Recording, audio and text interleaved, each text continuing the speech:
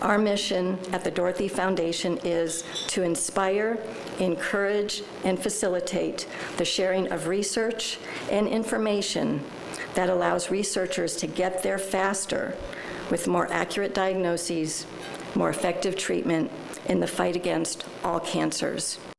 The Dorothy Foundation Kick-off Luncheon at the Arizona Biltmore brought together folks from all walks of life as this new group addressed the open science movement in the fight against cancer, a movement that at its very core encourages the sharing of research and information. One of the key scientific advisors for the Dorothy Foundation is nationally renowned when it comes to biomarker cancer research. Well, I think we're at the beginning phases, frankly, of finding early biomarkers for cancer. We know when we aim to treat patients that our best shot at curing cancer is catching it early. The smaller the disease, the less you have, the more likely we are to cure it. And what we really need to do is identify markers in the blood or images that we can determine by x-rays that find these cancers when they're in that early stage so that we can act and cure the cancer as quickly as possible. At the heart of the Foundation's mission, encouraging cancer researchers to work together. There is a big movement. The public's calling for it. People can't live without it. Collaboration is here, and I think medicine's rising to the challenge. They're going to meet the needs of the people and collaborate so we can get there faster, get to the cure faster. The Foundation is also directing its efforts at finding more accurate procedures for early detection in the fight against cancer. Our lab is in particular interested in early diagnosis of cancer, and the focus we're taking is to look for immune responses to the disease. So we know that cancers develop immune reactions, that the body develops immune reactions to cancers.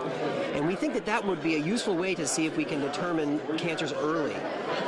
Sometimes the leakage of a protein into the blood by a cancer will be so dilute that it'd be hard to detect by typical means. But if the body mounts an immune response to that protein, we can detect that easily.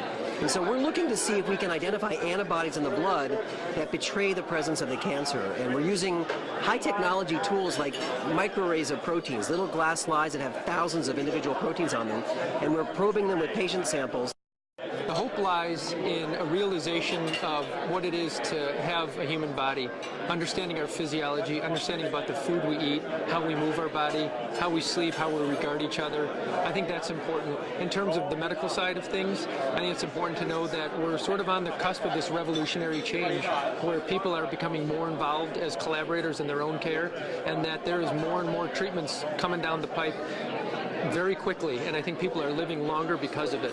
So I ask you, why haven't we found a new road? Why aren't we working together more efficiently to battle this disease? Isn't it time that we do? Well, we think that the time is long overdue. We believe that there are better answers out there in this very complex problem. Just a few weeks ago, I ran into a national director of a cancer research center, and he said to me, okay, all right, another pink ribbon, another pink shoe. And I said, listen, you know, quite frankly, this is important, and I get this message of awareness. Very important, we're behind it.